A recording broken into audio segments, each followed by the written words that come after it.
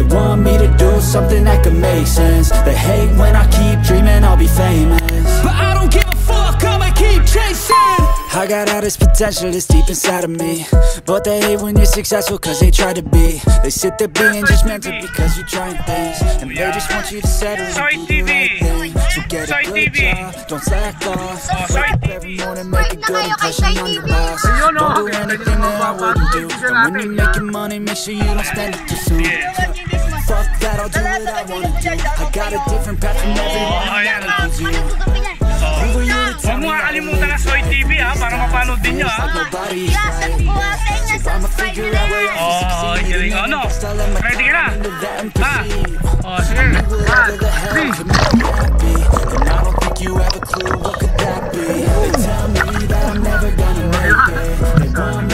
Something that can make sense. They hate when I keep dreaming I'll be famous. I don't give a fuck, I'ma keep chasing. They tell me that I'm never gonna make it. Yon mga kaibigan, good morning.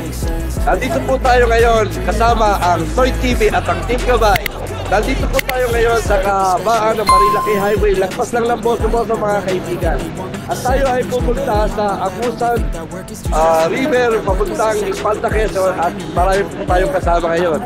At kasama ko po si Teng.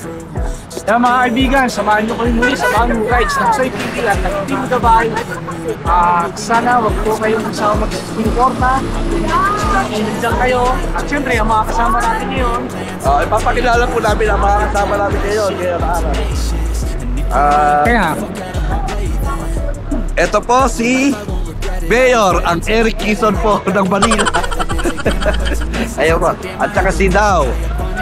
At saka si Jomar.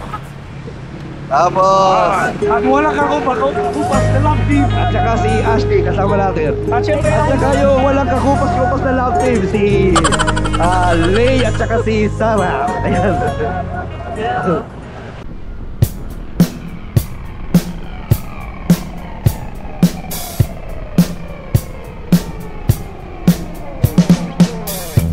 Yon mga kaibigan, welcome back again sa channel ng Soy TV at ng Team Gabay. So mga kaibigan, ngayon pupuntahan naman natin ay ang Agus River na matatagpuan dito sa may Infanta Quezon. Ito rin mga kaibigan ay madaling puntahan din lang dahil halos mga 2.5 oras lang namin binahe. At sinisigurado ko sa inyo mga kaibigan, mag-i-enjoy kayo sa kalsada pa lang. So ano pang iniantay nyo mga kaibigan? Tara, mag-rides tayo at relax sa araw na to.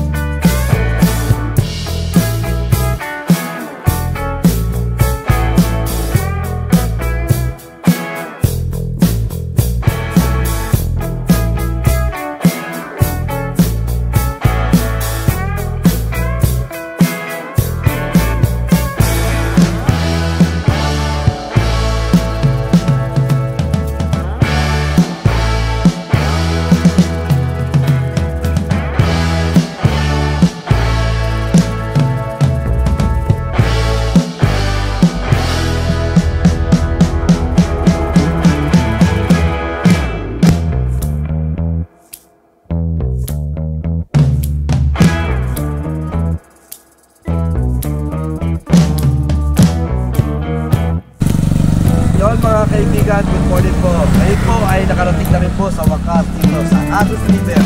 At kung manggagaling po tayo ng Marikina para makapunta po tayo sa Agus River, baybay nyo lang po ang Marikina, dadaan po kayo ng Marilaki. Dire-diretso lang po. At pag nasa intersection na po kayo, tawid po kayo papuntang Infanta.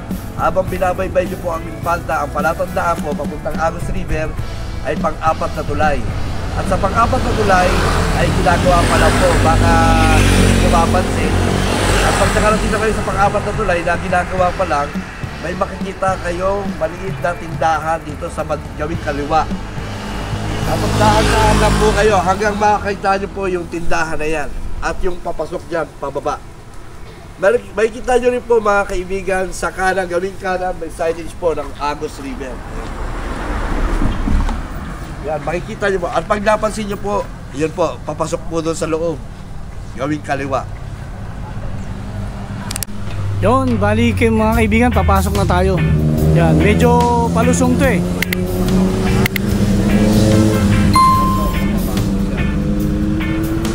Yun, medyo palusong pababa. Pababibahin natin yan. Dito meron na rin palang ano rito, mga kainan. Sa bandang kaliwa, may parkingan din. Gusto nyo kumain, yan dito. Dito naman may mga cottage, yan. Yun. Dito may parkingan ng mga kotse. Kung gusto nyo umarkila ng cottage, dito yan, sa bandang kanan. At dito, banda sa kaliwa din.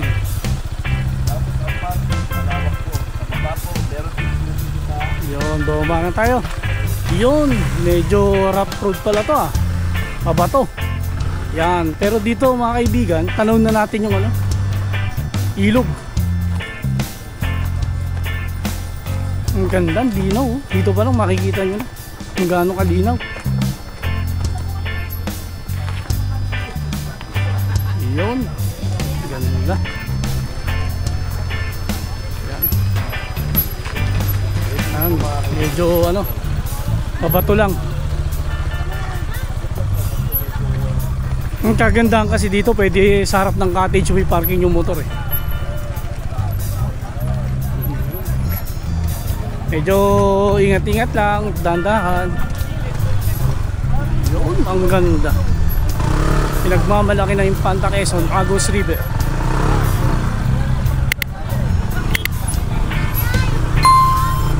Yan, medyo nahihirapan si Patrick oh.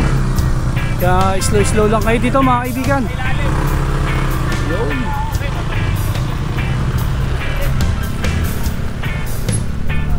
Yan, luwang. Ganda.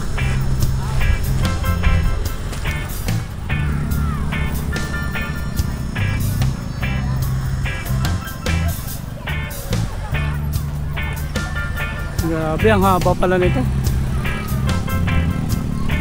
Agus River.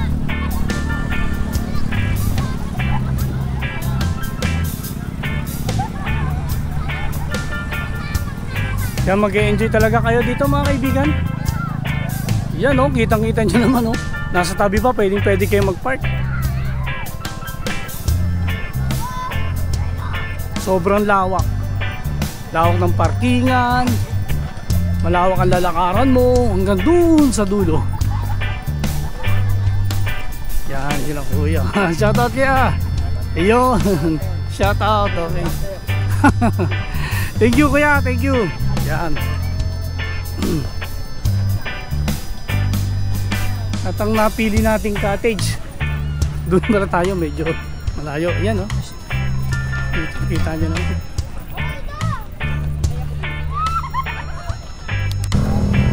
Ang kagandahan dito mga kaibigan, sa cottage ninyo, pwedeng nandiyan dyan yung ipaparking yung motor. Yan o. Mismo sa cottage ninyo, sa tabi ng cottage. Yan. Yon, bali nandito na tayo sa Agus River at nandito na po tayo sa harap ng ilog. Ito lang ilog mga kaibigan. Kaya tinawag na Agus River to mga kaibigan. Yun, trivia. Yun ang gagaling ng tubig doon sa bukal. Sabi sa akin ni Kuya, nahahati daw sa dalawa. Yung isa, yung gawing kaliwa, papuntang Nueva Ecija at gawing kanan, papunta sa Infanta Quezon. Kaya tuloy-tuloy ang dadaloy hanggang doon, papuntang dagat. Kaya tinawag na Agus River. At sabi ni Kuya din, sabi na sa kabilang bundok, na nahahati rin yung boundary yung Bulacan na. Kaya nga nung malaman ko, kaya ganun din pala yung distansya niya. Ang cottage dito Patrick, Kasi may floating cottage eh. So, ang floating cottage po, sabi ni Kuya dito, 1.5 ang arkila po, floating cottage. At doon naman sa mga kubo-kubo na nakikita nyo doon, 500 pesos po. Kung Yung gusto nyo rin pong magpaluto, pwede po kung ano gusto nyo paluto. Dahil since naman by pagkain kami, kaya hindi na naman siya namin tinanong kung magkano paluto. ang maganda rito, anong maganda? May bayad ba ang parking? Walang bayad ng parking, walang bayad ng ecological fee, tapos Entrance fee. entrance fee, wala rin bayad. Kaya yun ang kaganda. Oo. Ingat lang po tayo sa pababa doon kasi rough road po at saka mabuhangin, mabato. Kaya para hindi tayo maaksidente o madisgrasya. Keep safe lang po mga kaibigan. Oh. At malawak ang ilog talaga. Malawak ang ilog at saka dito mababaw. Pero sabi doon, pag doon ka banda-banda medyo malalim na. Oo. Ang maganda sa mga floating cottage, pwede mo siyang dalhin doon. Oo, yan makikita niyo ng mga kaibigan may tali. Kaya hindi kanya ilalayo, kumbaga may designated na lang siya na lugar. Kasi nakatali siya na pwede mong dalhin. 'Yon. Ayun. Saka yun mga kaibigan, makikita niyo po, marami na rin pong bumisita dito. Ayun o. Ayun Shoutout sila, shoutout Shoutout Yun. Shoutout shoutout kila Mamo, kumakaway. Kumakaway po. Ayun. Floating cottage sila Floating cottage sila. Ayun po. Yun, Siyempre, hindi magpapatalo. Ayun, Shoutout sila kuya. Ayan. Yun mga kaibigan. Bali, ganito pa lang sitwasyon dito kapag umuulan. Naabutan kami ng ulan. Time check, mga 2:20 PM na ng hapon. Naabutan kami ng ulan dito habang nag-enjoy po yung mga kasama namin. Ganito pa lang sitwasyon dito pag umuulan.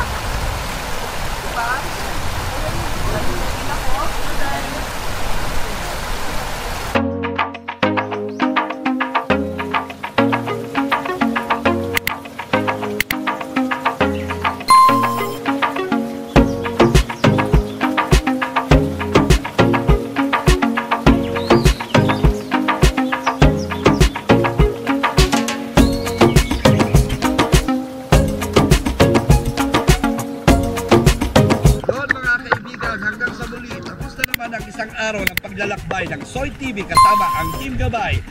Ito ay matatagpuan sa Infanta, Quezon, ang Agus River. Hanggang sa muli. Maraming salamat! Hello!